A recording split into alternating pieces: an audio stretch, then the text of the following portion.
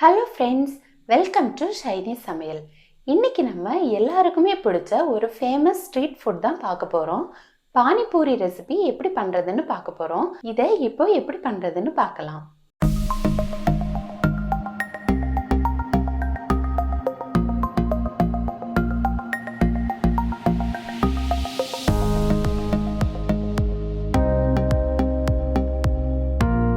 முதல்ல பானிபூரிக்கு தேவையான பூரி ரெடி பண்ணிடலாம். பூரி பண்ணுறதுக்காக நான் 1 கப் ரவா எடுத்திருக்கேன். அது கூடவே 2 டேபிள் ஸ்பூன் கோதுமை மாவு, அந்த மாவுக்கு தேவையான உப்பு சேர்த்து அதை நல்லா மிக்ஸ் பண்ணி கொடுத்துட்டு, அப்புறமா அதுக்கு தேவையான அளவு தண்ணி சேர்த்து அதை நல்லா மிக்ஸ் பண்ணிக்கணும். தண்ணியை மொத்தமாக சேர்த்துடாதீங்க, கொஞ்சம் கொஞ்சமாக சேர்த்து சப்பாத்தி மாவுக்கு பிசைகிற மாதிரி பிசைஞ்சு எடுத்துக்கணும். ரொம்ப கெட்டியாக பிசைஞ்சிடாதீங்க, அப்புறம் மாவு திக்காக இருக்கும். அதனால் சப்பாத்தி மாவுக்கு பிசைகிற மாதிரி கொஞ்சம் சாஃப்டாகவே பிசைஞ்சுக்கோங்க. இதை மூடி போட்டு 30 நிமிஷம் ஊற விடணும். அப்போது இந்த மாவு நல்லா சாஃப்டாகி வரும் நமக்கு. இப்போ மாவு நல்லா சாஃப்டாக ரெடியாக இருக்குது. அடுத்து இந்த மாவை எடுத்து சப்பாத்திக்கு தேய்க்கிற மாதிரி நல்லா தின்னாக தேய்ச்சிக்கணும். தேய்ச்சதுக்கப்புறம் இந்த மாதிரி உங்கள்கிட்ட ரவுண்ட் கட்டர் இருந்ததுன்னா நீங்கள் அது யூஸ் பண்ணிக்கோங்க. இல்லைன்னா இந்த மாதிரி ரவுண்ட் மூடி எடுத்து அதை சின்ன சின்னதாக கட் பண்ணி வச்சுக்கோங்க. திக்காக தேய்க்காதீங்க, அப்போது நமக்கு பூரி போடும்போது அது ரொம்ப ஹார்டாக இருக்கும். தின்னாக தேய்ச்சி எடுத்தால் அது நமக்கு கிறிஸ்பி அண்ட் சாஃப்டாக கிடைக்கும்.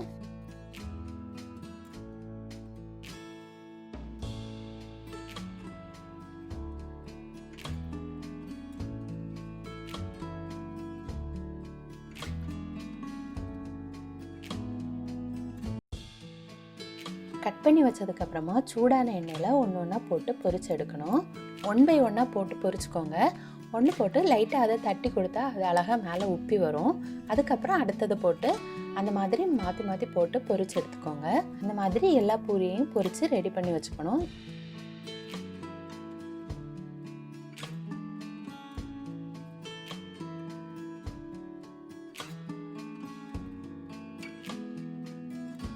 இப்போ நமக்கு பானிபூரிக்கு தேவையான பூரி ரெடி ஆகியாச்சு.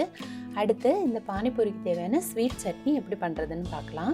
ஸ்வீட் சட்னி பண்ணுறதுக்காக ஒரு கடாய் எடுத்து அதில் 1 கப் தண்ணி சேர்த்துருக்கேன். அடுத்து இந்த மாதிரி 1 கப் டேட்ஸ் எடுத்துக்கணும். இதில் இருக்க சீடையெல்லாம் நம்ம எடுத்துகிட்டு இந்த மாதிரி வச்சுக்கணும். அடுத்து இந்த டேட்ஸ் எல்லாம் நல்லா சாஃப்டாகி வர்றது வரைக்கும் நம்ம இதை வேக விடணும். இதுக்கு ஒரு 10 to 15 minutes ஆகும். இது சாஃப்டாகி வந்ததுக்கப்புறமா நம்ம இதை நல்லா ஆற விடணும்.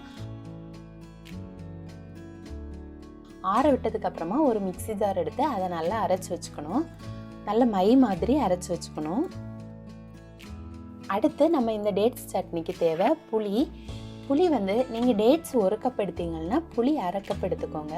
அதை 30 minutes நல்லா ஊற வச்சு எடுத்திருக்கேன். உங்களுக்கு புளிப்பு சுவை அதிகமாக பிடிக்கும்னா புளிப்பு அதிகமாக சேர்த்துக்கலாம். அடுத்து 1 கப் வெல்லத்தை துருவி எடுத்து வச்சுருக்கேன். இல்லைன்னா நீங்கள் பொடிச்சு கூட வச்சுக்கலாம். நம்ம அரைச்ச பேரிச்சம்பழ பேஸ்ட்டை ஒரு கடாயில் சேர்த்துக்கணும்.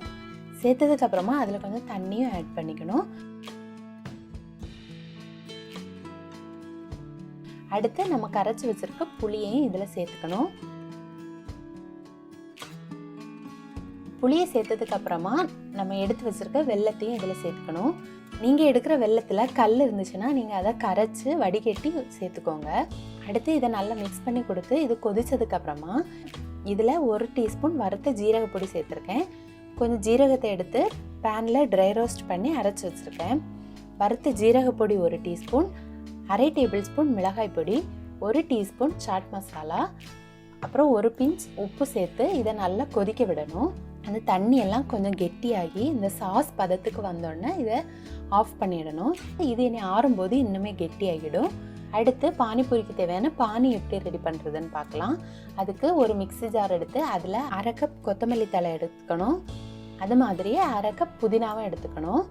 அடுத்து அதில் ஒரு சின்ன துண்டு இஞ்சி, 1 பச்சை மிளகாய், 1 டேபிள் ஸ்பூன் லெமன் ஜூஸ் இதெல்லாம் சேர்த்து அதை நல்லா அரைச்சிக்கணும்.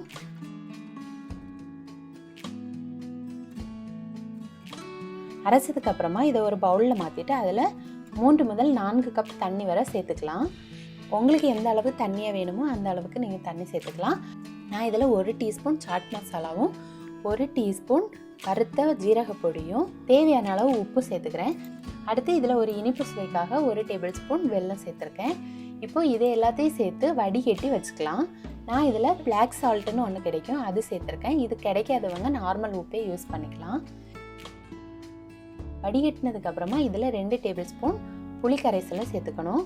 இதில் உங்களுக்கு புளிப்பு சுவை அதிகம் பிடிக்கும்னா நீங்கள் புளிப்பு அதிகம் சேர்த்துக்கலாம். இனிப்பு ரொம்ப பிடிக்கும்னா இனிப்பு ரொம்ப சேர்த்துக்கலாம். உங்கள் டேஸ்ட்டுக்கு ஏற்ற மாதிரி நீங்கள் அதை கூட்டி குறைச்சி சேர்த்துக்கலாம். அடுத்து நம்ம பூரிக்குள்ளே வைக்க மசாலா ரெடி பண்ண போகிறோம். அதுக்காக நான் ஒரு பெரிய உருளைக்கிழங்கை வேக வச்சு எடுத்துருக்கேன். அதை நல்லா மசிச்சு வச்சுக்கணும். அடுத்து அது கூட ஒரு பெரிய வெங்காயத்தை கட் பண்ணி வச்சுருக்கேன், அதையும் சேர்த்துட்டு 1/2 கப் வேக வைத்த பச்சை பட்டாணி கடலையும் சேர்த்துருக்கேன். அடுத்து இது கூட 2 டேபிள் ஸ்பூன் கொத்தமல்லி இலையும், 1 டீஸ்பூன் வறுத்த ஜீரக பொடியும், 1 டீஸ்பூன் சாட் மசாலாவும், 1 டீஸ்பூன் மிளகாய் பொடியும் சேர்த்து இந்த மசாலாவுக்கு தேவையான உப்பும் சேர்த்து நல்லா மிக்ஸ் பண்ணி வச்சுக்கணும். நீங்கள் இதில் பச்சை பட்டாணிக்கு பதிலாக வெள்ளை கொண்டக்கடலை, கருப்பு கொண்டக்கடலை, இல்லை முளைக்கட்டிய சிறுபயிறு இந்த மாதிரி எது வேணுமானாலும் சேர்த்துக்கலாம். ரொம்ப நல்லாயிருக்கும்.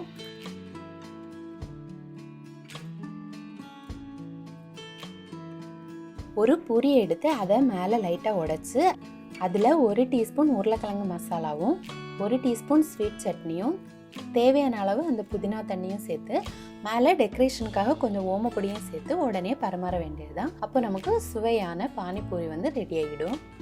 இந்த டேட்ஸ் சட்னியை நீங்கள் 1 மந்த் வரைக்கும் ஃப்ரிட்ஜில் ஸ்டோர் பண்ணி யூஸ் பண்ணலாம், கெட்டு போகாது. இதை நீங்கள் பிரெட், சப்பாத்தி இந்த மாதிரி எல்லாத்துக்கும் யூஸ் பண்ணலாம். ரொம்ப டேஸ்ட்டாக இருக்கும். நீங்கள் சாஸ்க்கு பதிலாக இந்த மாதிரி டேட்ஸ் சட்னி யூஸ் பண்ணலாம். குழந்தைங்களும் நல்லா விரும்பி சாப்பிடுவாங்க. இதில் நீங்கள் பச்சை பட்டாணிக்கு பதிலாக வெள்ளை கொண்டக்கடலை, கருப்பு கொண்டக்கடலை, சிறுபயிறு, முளைக்கட்டிய சிறுபயிறு இதெல்லாம் கூட யூஸ் பண்ணலாம். ரொம்ப நல்லாயிருக்கும். இந்த பானிபூரியை நம்ம ஒருக்கா வீட்டில் செய்து சாப்பிட்டோன்னா அப்புறம் வெளியில் வாங்க மனசே வராது. வீட்டில் செய்து சாப்பிடும்போது அவ்வளோ டேஸ்ட்டாக இருக்கும். நீங்களும் கட்டாயம் ட்ரை பண்ணி பாருங்கள். இந்த ரெசிபி உங்களுக்கு பிடிச்சிருந்தனா என்னோட சேனலை மறக்காமல் சப்ஸ்கிரைப் பண்ணுங்கள். தேங்க்யூ.